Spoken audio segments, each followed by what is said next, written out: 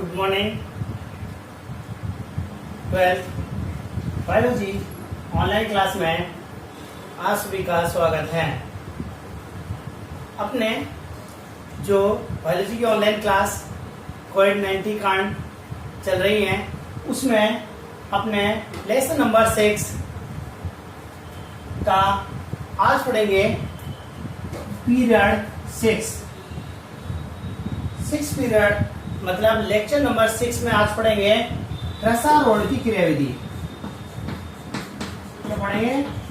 रसारोहण की क्रियाविधि।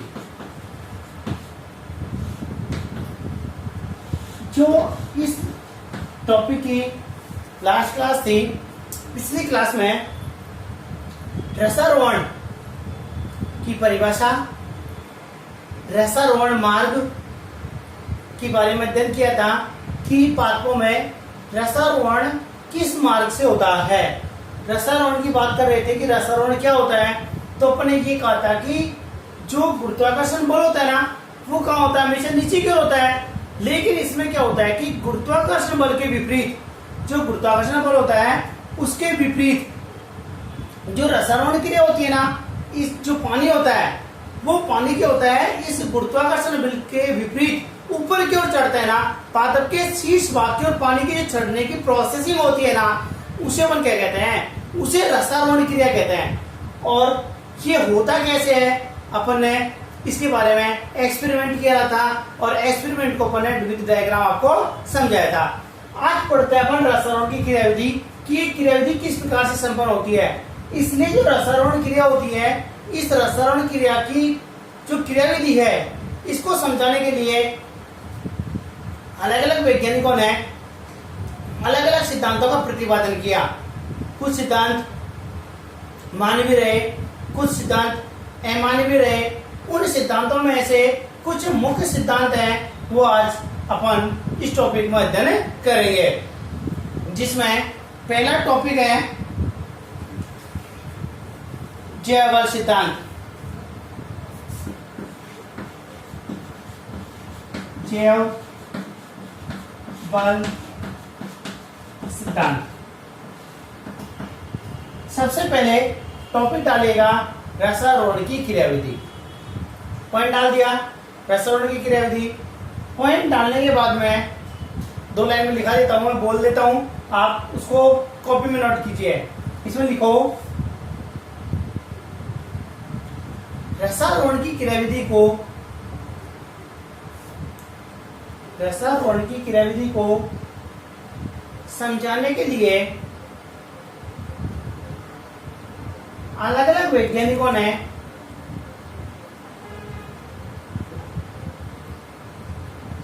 अपने अलग अलग सिद्धांतों का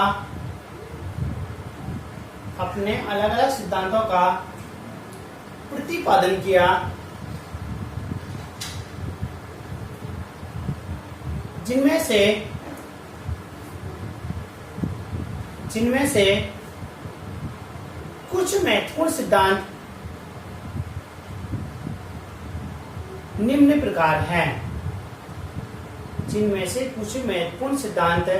निम्न प्रकार हैं। और इसमें पहला पॉइंट डालेगा जैव बल सिद्धांत। जैव बल सिद्धांत, देखो जैव की बात करें अपन, जैव में होता है जीव। इसका मतलब सीधी सी बात ये होगी कि ये जो बल उत्पन्न होता है ना, ये बल जीवित कोशिकाओं से उत्पन्न होता है। इसका सीधा संबंध किससे होता है? जीवित कोशिकाओं से होता है। और इसलिए से क्या कहते हैं? जैव बल सिद्धांत। जो जीवित कोशिकाएं होती हैं, उन जीवित कोशिकाओं में किस प्रकार का दाब उत्पन्न होता है, जिसके कारण जो जल होता है ना, वो गुरुत्वाकर्षण के विपरीत ऊपर की ओर चढ़ने में सहायक होता है। उसे हम क्या कहते हैं? जैव बल सिद्धांत कहते हैं। तो सबसे पहले पॉइंट डालेगा जैव बल सिद्धांत। इसमें लिखो, इसमें सबसे पहले क्या डालना अपन को? पॉइंट डालना है और पॉइंट डालने के बाद मैं कुछ पॉइंट्स लिख रहा हूं, इसको आप यूं ही नोट कर लीजिएगा।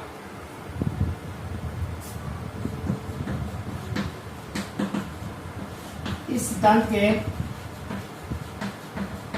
अनुसार रसारोहण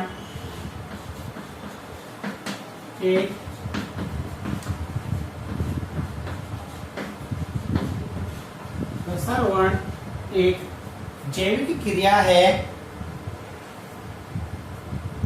जो पादपों को सजीव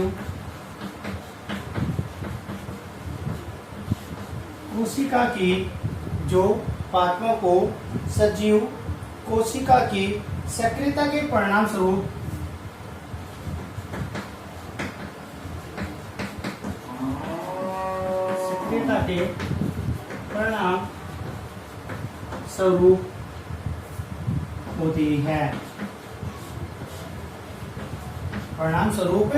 होती है।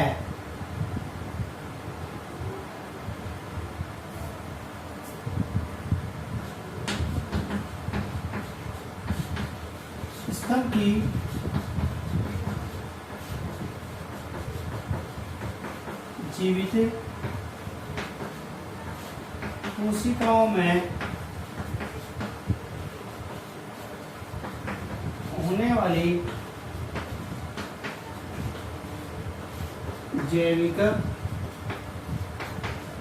की जीवित कोशिकाओं में होने वाली जैविक क्रियाओं से जैव उत्पन्न होते हैं।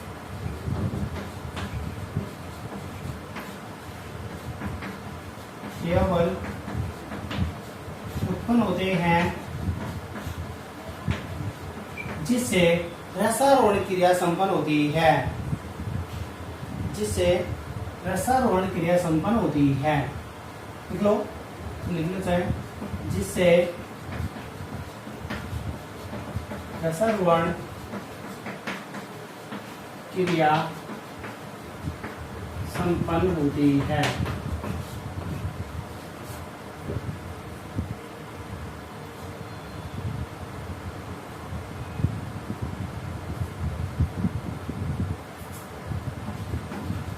इस सिद्धांत को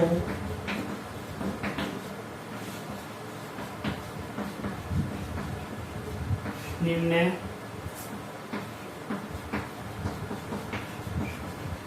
वैज्ञानिकों द्वारा स्पष्ट किया गया है। क्या नोट कीजिए, अपन ये कहते हैं कि जैव मतलब क्या, मैंने पहले ही कहा था कि जैव मतलब क्या होता है, जीवित कोशिकाएं होती हैं। इनमें जो जीवित कोशिकाएं होती हैं सबकी, उन जीवित कोशिकाओं में कोई विशेष प्रकार का बल उत्पन्न होता है और वो बल रसारोहण में सहायक होता है। अलग अलग वैज्ञानिक है, गोडलेविंस्की है, चुइस्को है, सर जेसी बॉस है। इन तीनों वैज्ञानिकों ने इस सिद्धांत को अलग अलग प्रकार से स्पष्ट किया गया है। तो तीनों सिद्धांत से जो तीनों वैज्ञानिक हैं उन्होंने किस प्रकार से स्पष्ट किया है उसको अपन अभी दिखाते हैं। देखो, ये पॉइंट डाला, यहाँ उतारा, यहाँ उतारने के बाद में लास्ट लिखा है अपन ने, इस सिद्धांत को निम्न वैज्ञानिकों द्वारा स्पष्ट किया गया है। यहाँ तक प्रिंट किया, लिखा, उसके बाद में आप आगे लिखिएगा।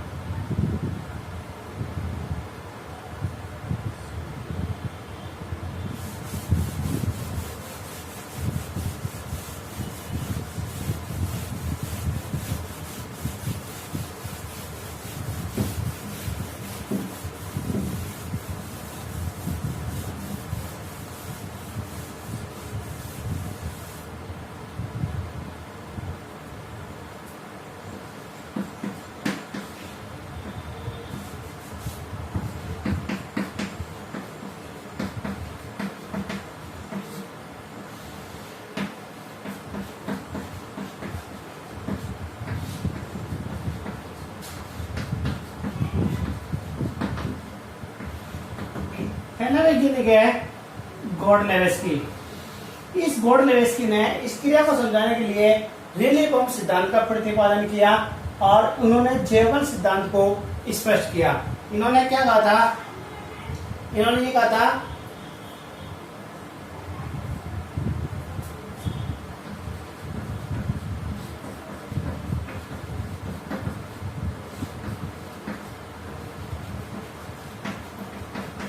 इस सिद्धांत के अनुसार जाइलम मृदुतक एवं मज्जा किरणों की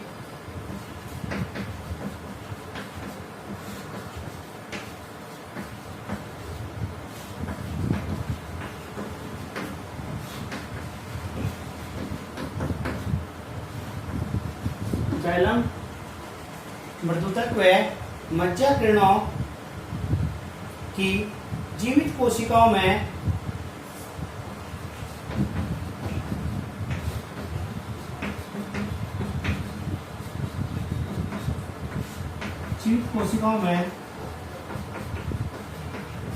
परासरण दाब जो जाइलम मृदुतक होता है और जो मज्जा किरणें होती हैं, इनकी जो जीवित कोशिकाएं होती हैं, इन जीवित कोशिकाओं में जो प्राशन दाब होता है ना, इस प्राशन दाब में आवर्ती परिवर्तन होते हैं।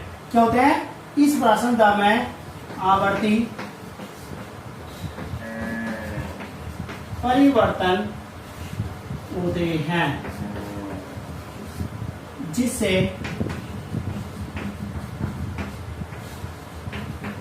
रसारोहण संपन्न होता है, जिससे रसारोहण संपन्न होता है।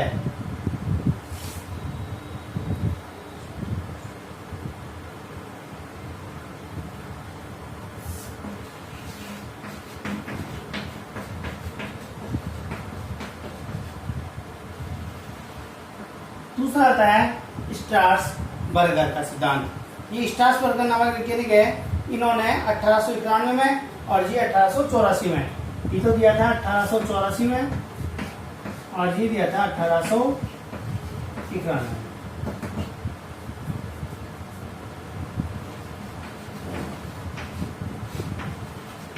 इनके अनुसार ये जो सिद्धांत है ना, इस सिद्धांत स्ट्रासबर्गर नामक वैज्ञानिक है, इस स्ट्रासबर्गर नामक वैज्ञानिक ने ये कहा था कि जो रसारोहण क्रिया होती है ना, ये रसारोहण क्रिया जीवित कोशिकाओं के द्वारा कोई जरूरी नहीं है, लेकिन ये कहा था कि रसारोहण जो क्रिया होती है ना, उसका संबंध जीवित कोशिकाओं से होता है। ये किसने कही थी? ये स्ट्रासबर्गर नामक वैज्ञानिक है, इसने ये बात कही थी।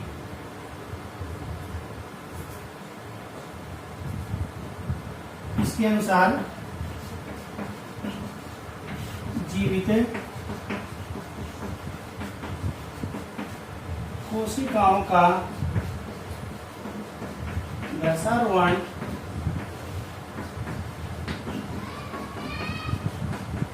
क्रियाविधि से सीधा संबंध नहीं है। मैंने आपसे कहा था ना अभी कि क्या कहा था कि जो जीवित कोशिकाएं होती हैं, इन जीवित कोशिकाओं का रसारोहण की जो क्रियाविधि होती है, इससे सीधा संबंध नहीं होता है, लेकिन जीवित कोशिकाओं की उपस्थिति में ही ये जो क्रिया होती है, रसारोहण क्रिया होती है, ये संपन्न होती है। लेकिन जीवित कोशिकाएं रसारोहण क्रिया के लिए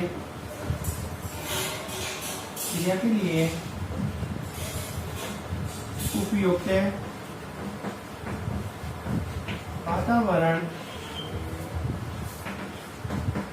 बनाती है। ये कहा था स्ट्रासबर्गर ने, कहा था कि इसका सीधा संबंध नहीं है, लेकिन क्या होता है कि जो जीवित कोशिकाएं होती हैं, ये जीवित कोशिकाएं रसारोहण क्रिया में संपर्क करने में सहायक होती हैं। दो सिद्धांत हो गए, दो हो गए गोडलेवस्की का और स्ट्रासबर्गर का, और तीसरा आता है अपने पास सर जेसी बॉस का। नंबर 1, नंबर 2 गया, इसी का नंबर 3 डालो।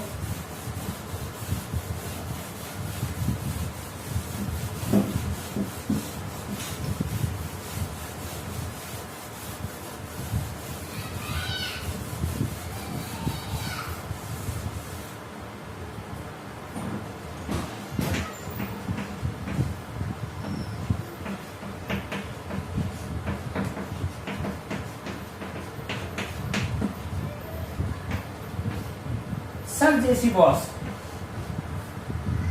जैव सिद्धांत का तीसरा है, सबसे इंपॉर्टेंट वैज्ञानिक माना जाता है, सर जेसी बॉस है।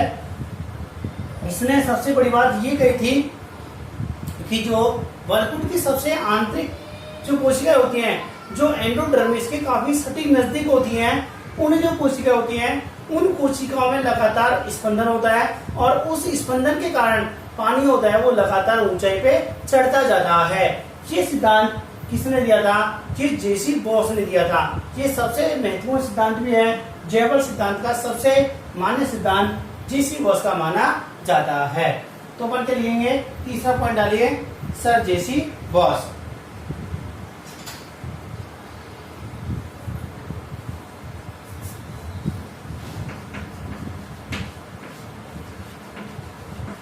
इसके अनुसार वलकुट की सबसे आंतरिक स्तर की कोशिकाओं में लयबद्ध स्पंदन होते हैं, जिससे रसारोहण क्रिया होती है। क्या होती है? रसारोहण क्रिया होती है। ये स्पंद होते हैं, ये स्पंद ही पानी को ऊपर चढ़ाने में सहायक होते हैं।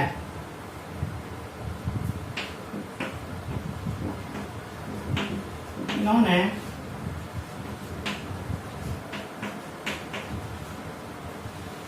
इसको अंडरलाइन कर दिएगा। टेलीग्राफ जो प्लांट्स है इसको अंडरलाइन कीजिए। सबसे अच्छी बात है कि एक बार पूछ लेते हैं नंबर क्वेश्चन में कि सर जेसी बॉस ने जैवल सिद्धांत के लिए किस पादप को उपयोग किया, तो अपन के लिखेंगे इसमें टेलीग्राफ पादप।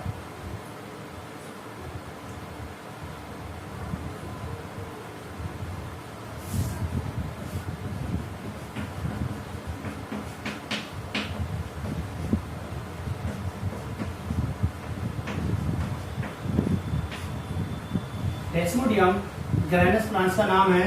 इन्होंने टेलीग्राफ पादप पर प्रयोग किया। ये बात पूछ लेते हैं नंबर में कि जेसी बॉस ने किस पादप पर प्रयोग किया, तो अपन के लिखेंगे टेलीग्राफ पादप पर प्रयोग किया।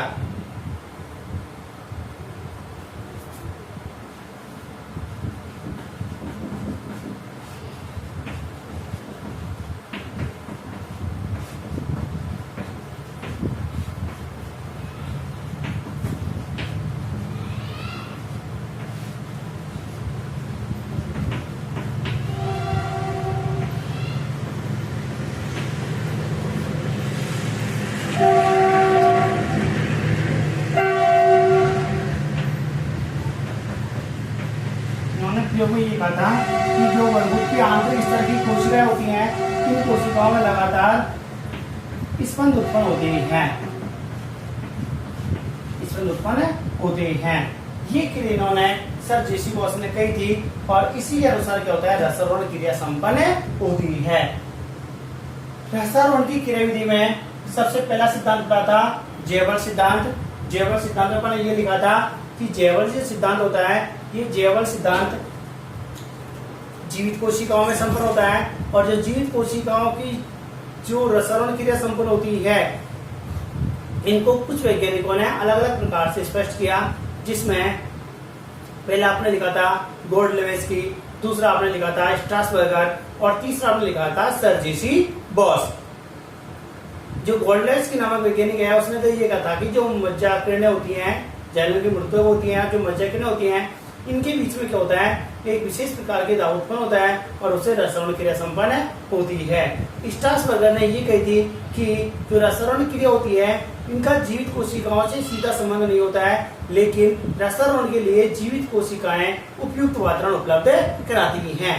और सर जेसी बॉस है, सर जेसी बॉस ने ये कहा था कि जो वलकुट की सबसे आंतरिक स्तर की कोशिकाएं होती हैं उन कोशिकाओं में लगातार स्पंदन होते हैं और इस स्पंदन के कारण ही रसारोहण क्रिया संपन्न होती है।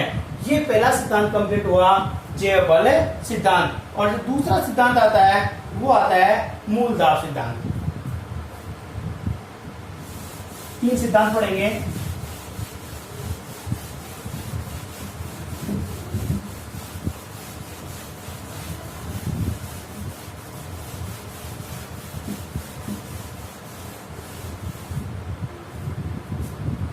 दूसरा आता है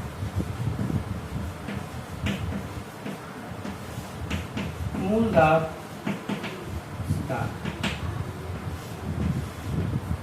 रसायन की क्रियाविधि का दूसरा सिद्धांत डालिए, मूल दाब सिद्धांत।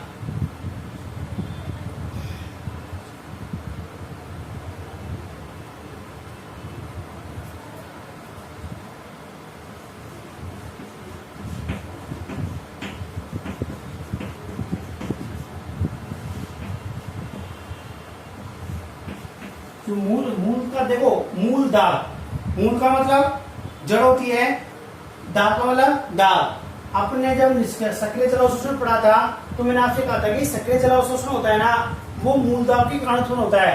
कि जो मूल दाब होता है ना, उस मूल दाब में कोई विशेष प्रकार का क्या होता है, दाब उत्पन्न होता है। और इस दाब के कारण क्या होता है कि एक विशेष प्रकार से पानी का अवशोषण होता है और पानी क्या होता है, ऊपर की ओर चढ़ने लगता है। उसको अपन क्या कहते हैं, मूल दाब कहते हैं। नाम से स्पष्ट हो रहा है, देखो मूल दाब। तो इसमें क्या होता है, जो मूल के जो जाइलम की वाहिकाएं होती हैं, इन वाहिकाओं में जो रस पाया जाता है उसमें जो दाब उत्पन्न होता है ना, उसे अपन क्या कहते हैं, मूल दाब कहते हैं।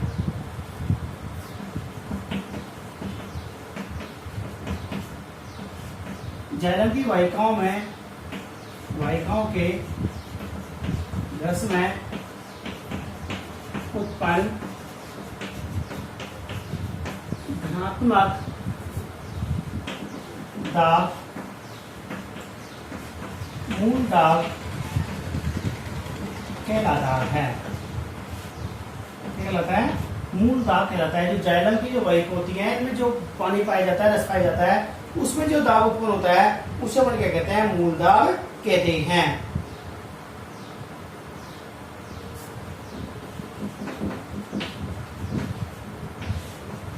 जाइलम की कोशिकाओं में, जाइलम की मृदुला कोशिकाओं में रस या जल प्रवेश करता है तो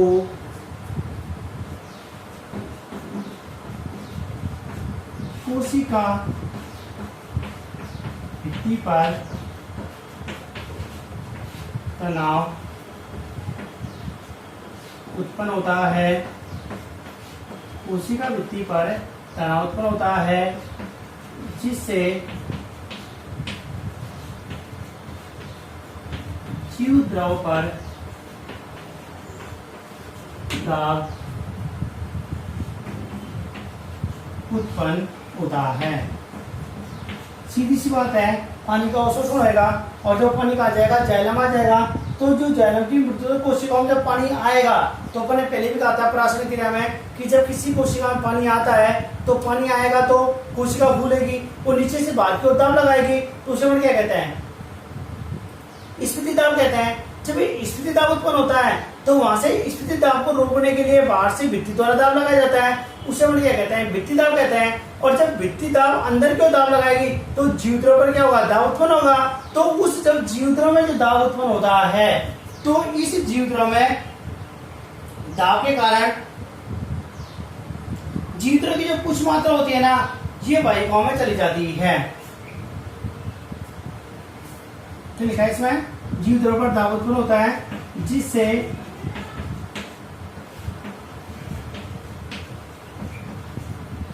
जीवद्रव की कुछ मात्रा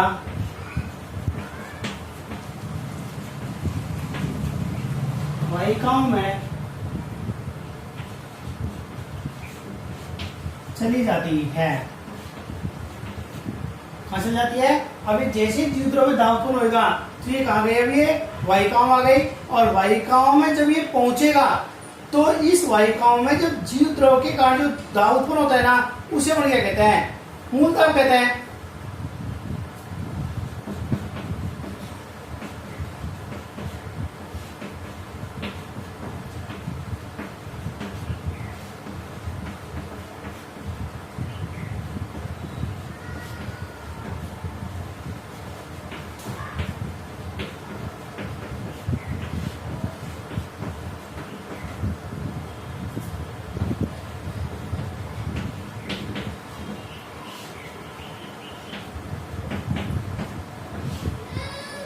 क्या कहलाता है ये मूल दाब कहलाता है।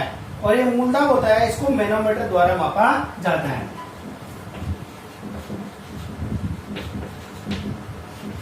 मूल दाब को मैनोमीटर से मापा जाता है। मैनोमीटर से मापा जाता है। इसको नोट कर लीजिएगा कि मूल दाब होता है उसको किस यंत्र से मापा जाता है, मैनोमीटर से मापा जाता है।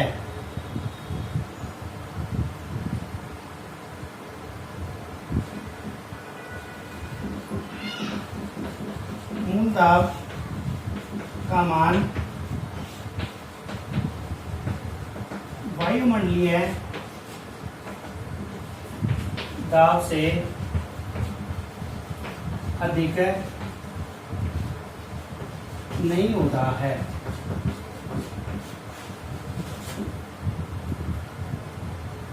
यहां तक नोट किया, यहां तक इसको नोट करो।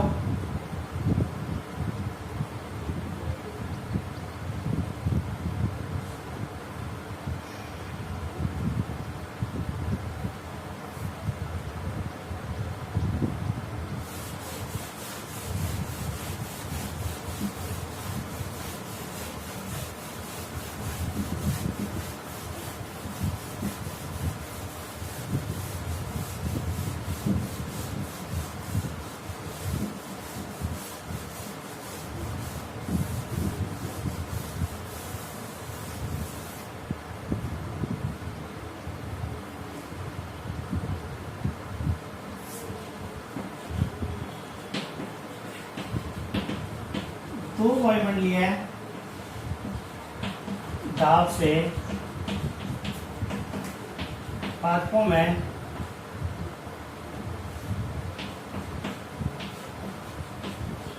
दो वायुमंडलीय दाब से पादपों में लगभग 20 फीट ऊंचाई तक पानी चढ़ सकता है।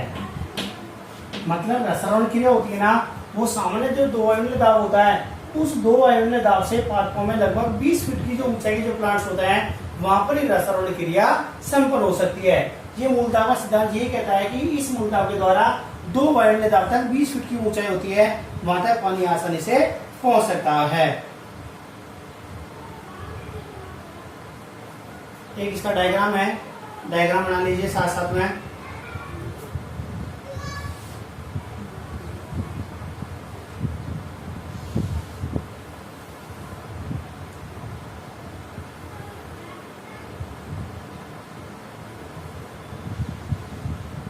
देखो ये अपन ने क्या लगा दिया, ये मूल लगा दी, ऐसे पानी मिलता कराए।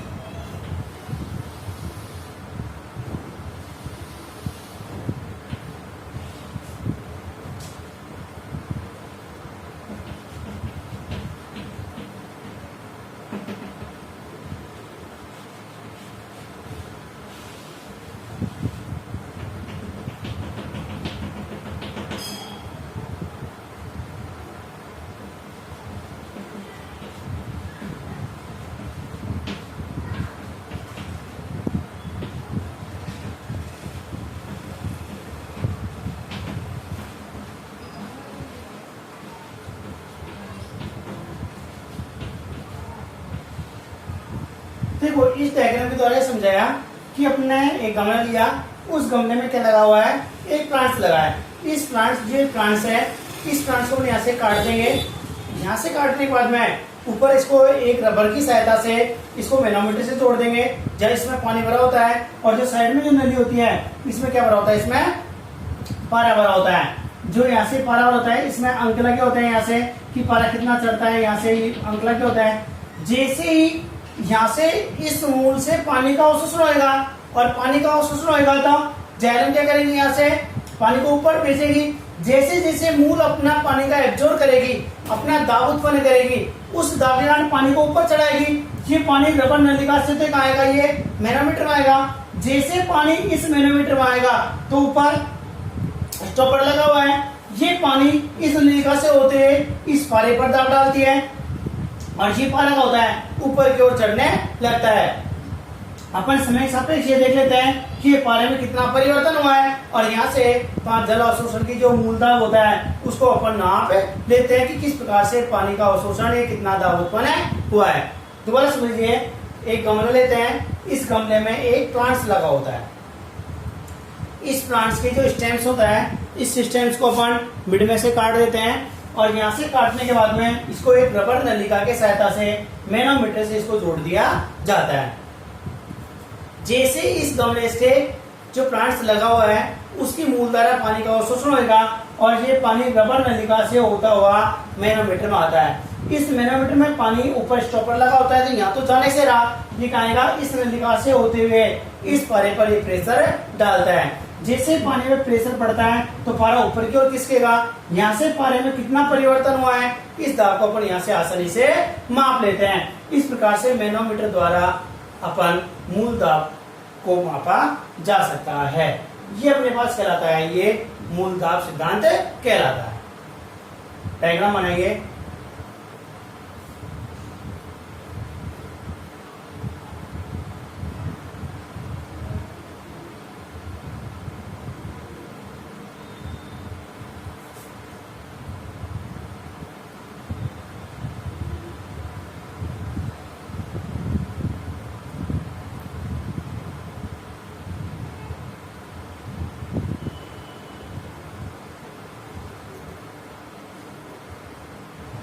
और लास्ट सिद्धांत आता है तीसरा, भौतिक दाब सिद्धांत।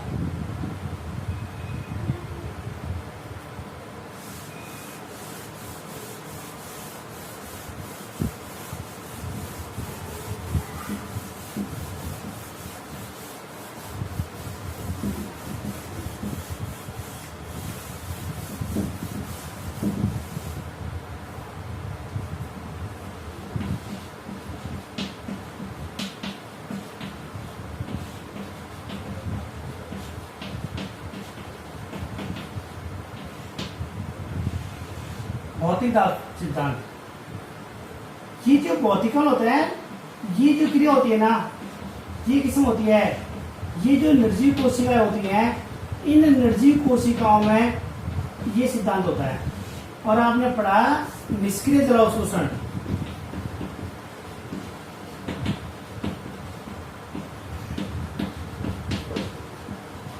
निष्क्रिय जल अवशोषण क्या है, भौतिक बल सिद्धांत है। जो निष्क्रिय जल अवशोषण पढ़ा था अपन ने, निष्क्रिय जल अवशोषण अपन ने एक प्लांट्स बनाया था, यह पत्ती बनाई थी, पानी का वाष्पोषण किया था, पानी को नीचे से खींचा था। वही क्या है, भौतिक बल सिद्धांत है। ये भौतिक बल सिद्धांत ये कहता है कि जो निर्जीव क्रिया होती है, इन निर्जीव क्रियाओं से जो दाब उत्पन्न होता है ना, वही क्या कहलाता है, भौतिक बल सिद्धांत कहलाता है। इसमें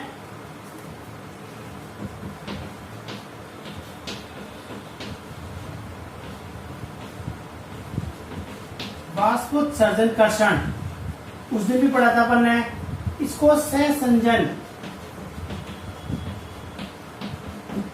तनाव बल, या तो सहसंजन तनाव बल या वाष्पोत्सर्जन कर्षण बल भी अपन इसको कहते हैं। क्योंकि निर्जीव कोशिका में जब वाष्पोत्सर्जन क्रिया होती है और उसके कारण जो पानी में खिंचाव उत्पन्न होता है ना, उसको हम कहते हैं वाष्पोत्कर्षण। और जब जल के अणु आपस में जुड़कर खींचते हैं तो उसको हम क्या कहते हैं, सहसंजन तनाव। तनाव के मतलब एक दूसरे में जो खिंचाव उत्पन्न होता है उसको हम क्या कहते हैं, सहसंजन तनाव कहते हैं। ये डिस्कशन और जेली नामक वैज्ञानिक था, उसने ये वातपुत्कर्षण और सहसंजन तनाव बल दिया था।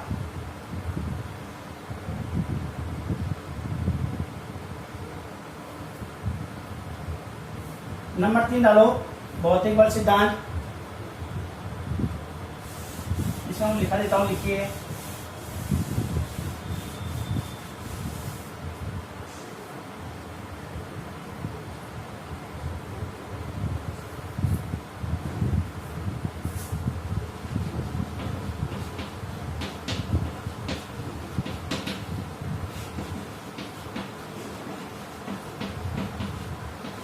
इस सिद्धांत के अनुसार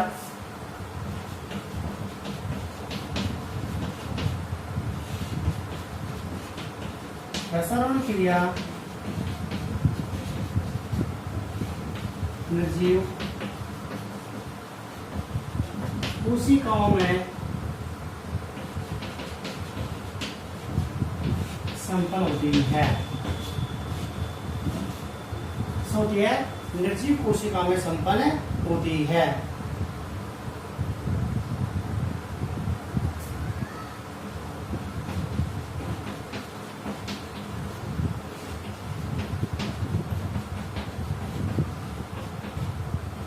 विभिन्न वैज्ञानिकों ने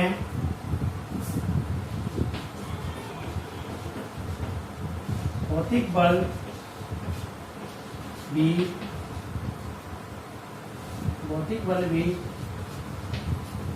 भिन्न भिन्न प्रकार के बताए। अलग अलग जो वैज्ञानिक हैं, इन्होंने अलग अलग भौतिकता बताए। कोई तो कहता है कि वातपुत्कर्षण होता है, कोई कहता है केशिका बल होता है, कोई कहता है वायुमंडलीय दाब होता है, कोई कहता है अंतः शोषण होता है। ये अलग अलग जो भौतिक बल होते हैं, ये अलग अलग वैज्ञानिकों ने अलग अलग प्रकार से प्राप्त किए हैं।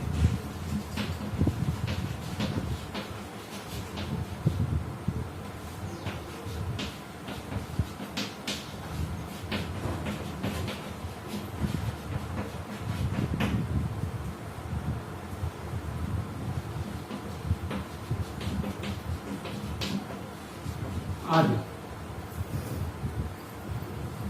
ऐसे नोट कीजिए।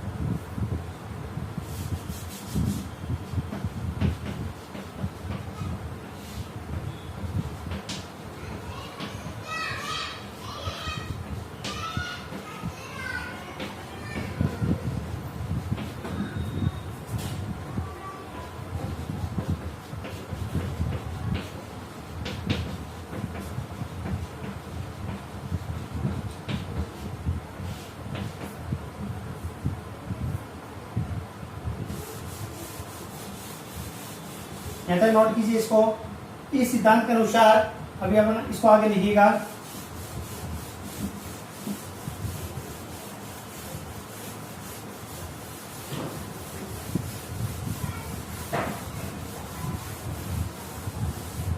इस सिद्धांत के अनुसार जब पार्कों में वाष्पोत्सर्जन होता है, जब पादपों में वाष्पोत्सर्जन होता है तो परस्पर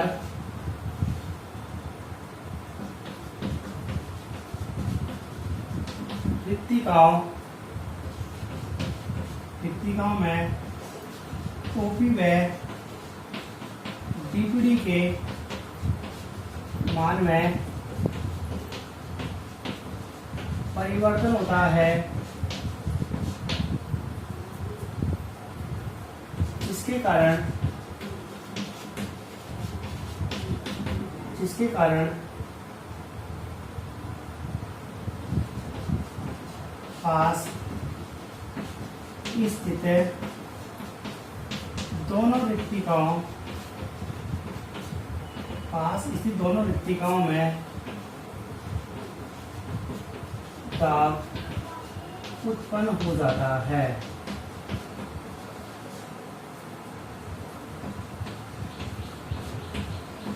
यह दाब लगातार मूल की ओर उत्पन्न होता है।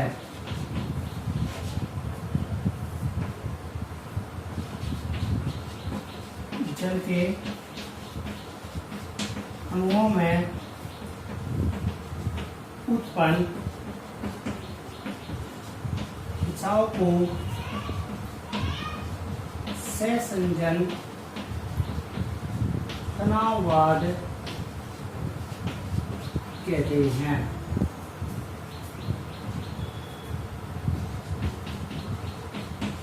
वाष्पोत्सर्जन के कारण जल के अणुओं में खिंचाव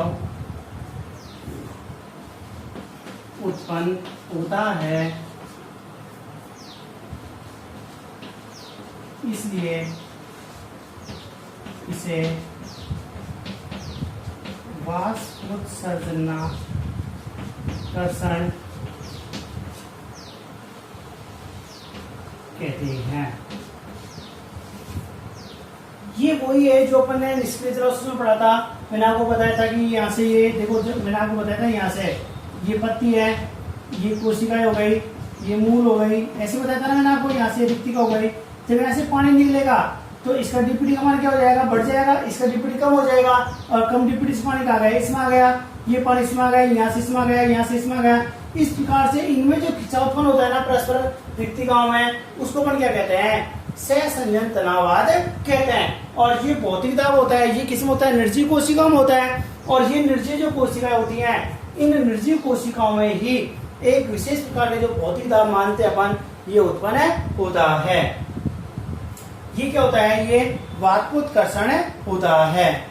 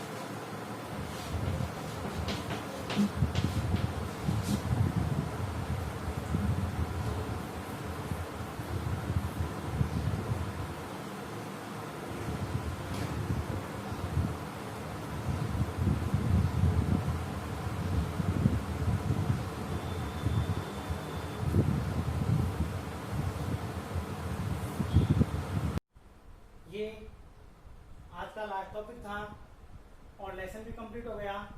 आपके 6 लेसन कंप्लीट हो चुके हैं और 6 लेसन के नोट्स आप लोगों के तैयार भी होने चाहिए। और 6 लेसन के नोट्स की जो पीडीएफ है वो अपने ग्रुप में डली हुई है। इसलिए यदि किसी को नोट्स बनाने में कोई प्रॉब्लम्स आती है तो वो अपने पीडीएफ की हेल्प ले सकते हैं। लेसन 6 कंप्लीट हो गए हैं और 6 लेसन एक साथ याद भी होने चाहिए, उनके नोट्स भी एक साथ कंप्लीट होने चाहिए। कल की जो क्लास रहेगी उसमें लेसन नंबर 7 स्टार्ट करेंगे। और आज की क्लास के लिए धन्यवाद।